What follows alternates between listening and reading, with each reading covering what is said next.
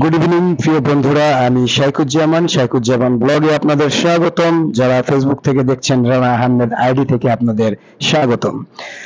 আজকে আমি আপনাদের দেখাবো বাংলাদেশ বিমানবন্দর থেকে মুম্বাই বিমানবন্দর পর্যন্ত জার্নিটা কেমন ছিল। প্রথমে বাংলাদেশ বিমানবন্দর থেকে ইন্ডিয়া এয়ারের টিকিট নিয়ে ভিতরে প্রবেশ করলাম। ভিতরে চেকিং ক্রস করে, ইমিগ্রেশন ক্রস করে ভিতরে চলে গেছি।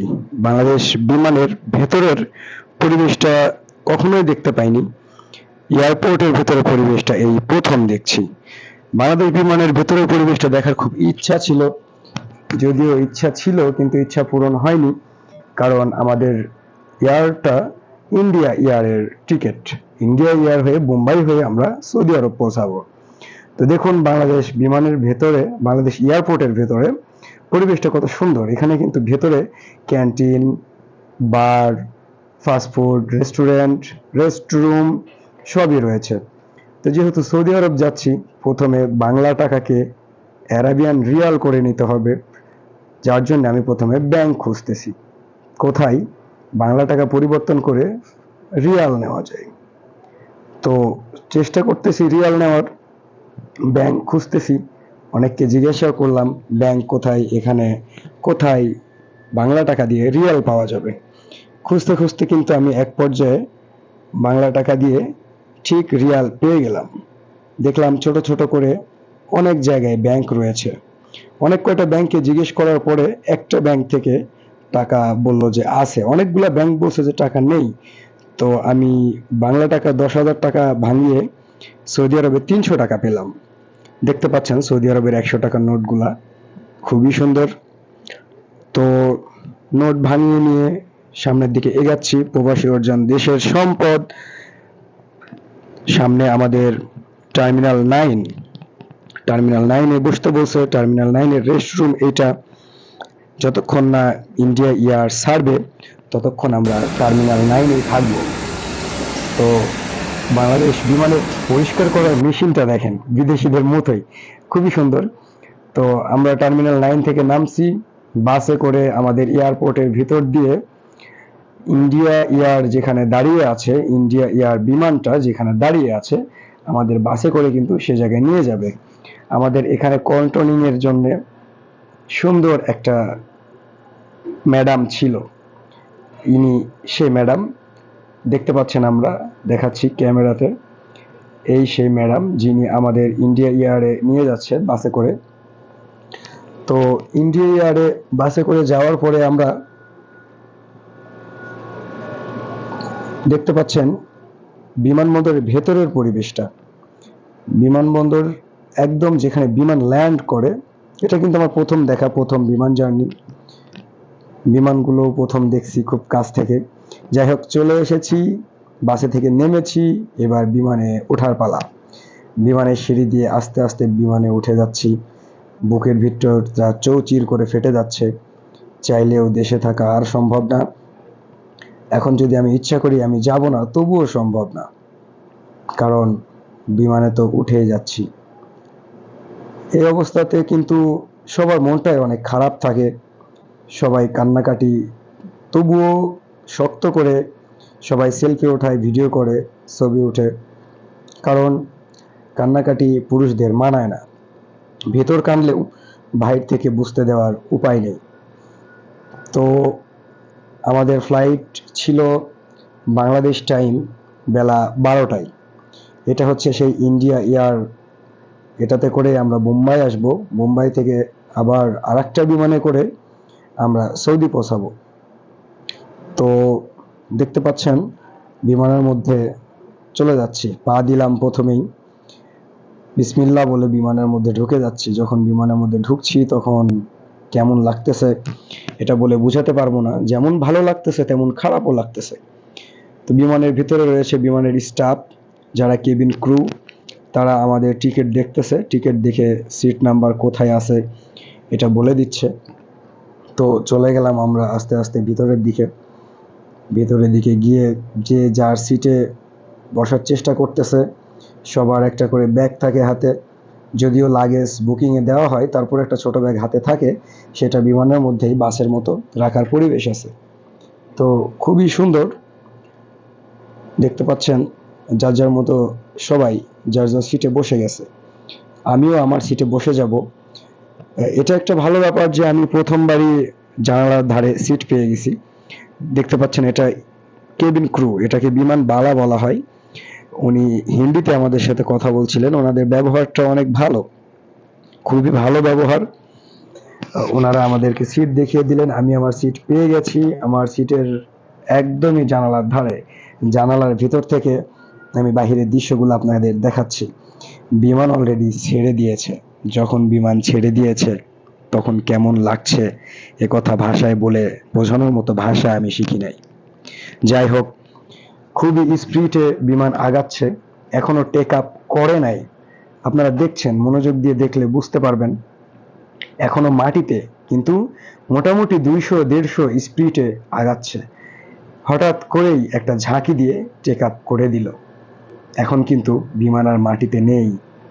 আপনারা এবার বুঝতে পারতেছেন যে আমরা অনেক উপরে উঠে গেছি, আস্তে আস্তে উঠতে আছি।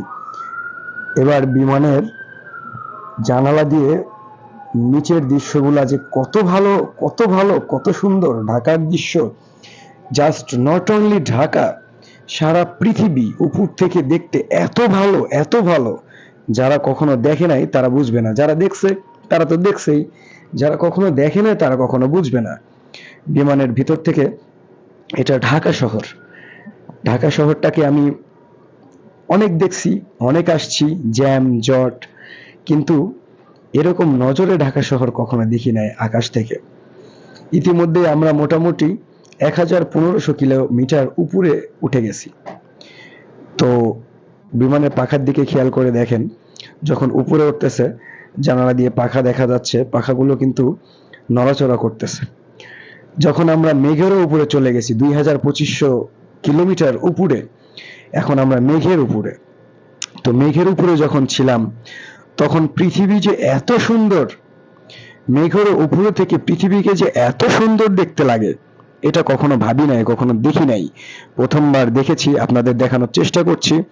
এরকম ভিডিও পেতে ফেসবুকে যদি দেখে থাকেন ফেসবুক পেজটা ফলো করে দিবেন, ইউটিউবে যদি দেখে থাকেন ইউটিউব চ্যানেলটা সাবস্ক্রাইব করে দিবেন। যেহেতু বিদেশ চলে এসেছি, সৌদি আরব আসব, সৌদি আরবের বিভিন্ন তথ্য আপনাদের দেওয়ার চেষ্টা করব, ভিসা থেকে শুরু করে অন্যান্য কিছু। মেঘের মেঘের খুব কাছে ছিলাম, খুবই কাছে। মনে হচ্ছিল জানালা না থাকলে হাত দিয়ে মেঘ ধরা যেত, কিন্তু মেঘ ধরা কি আসলে সম্ভব?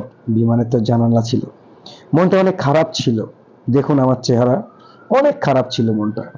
তবুও পাশে যারা ছিল তাদের সাথে হাসি মুখে কথা বলেছি, জার্নিটাকে সঠিকভাবে কোনো রকম কান্নাকাটি না করে, মন খারাপ না করে উপভোগ করেছি। যখন আমরা অনেক উপরে, মোটামুটি বাংলাদেশের আকাশ সীমা পার হয়ে গেছি, তখন আকাশের নীলিমা আমাকে মুগ্ধ করে দিয়েছে, যেটা আপনারাও দেখতে পাচ্ছেন। এর আগে বাস্তবতাতে এত সুন্দর আমি কখনো চোখে দেখি নাই। বাস্তবতাতে পৃথিবী এত সুন্দর, আসমান এত সুন্দর, আল্লাহর সৃষ্টি এত সুন্দর, এর আগে আমি কখনোই চোখে দেখি নাই। এই প্রথম জানালা থেকে আমি ভিডিও ধারণ করার চেষ্টা করছি। এত ভালো লেগেছে আমার, আমি আল্লাহ একবার, আল্লাহ একবার ধ্বনি অনেকবার বলেছি, অনেকবার। আমার মুখ থেকে এমনিতেই, হৃদয় ফেটে মুখ থেকে এমনিতেই আল্লাহ একবার ধ্বনি চলে আসছে। পৃথিবীর তুলনায় আমরা কত ছোট, কত ছোট, তারপরও আমাদের অহংকার কত বেশি। আমাদের অহংকারের জন্য এমনই মনে হয় যে কিছু কিছু মানুষ দুনিয়াতে বেঁচে থেকেও যে সে দুনিয়ার মনে হয় রাজা, অথচ সে একটা পিঁপড়ার মতো, আসমান থেকে দেখলে দেখাই যায় না। দেখুন 2500 কিলোমিটার আগে থেকে যখন আমরা ইন্ডিয়ার সীমান্তে ঢুকে গেছি, ইন্ডিয়ার বন জঙ্গল সবুজ শ্যামলগুলা জানালার ভিতর থেকে দেখতে কেমন, খুবই সুন্দর। আপনারা উপভোগ করুন। আমি আবারও বলছি, এরকম ভিডিও পেতে চ্যানেলটিকে সাবস্ক্রাইব করুন, ফেসবুকে দেখলে ফলো দিয়ে রাখুন।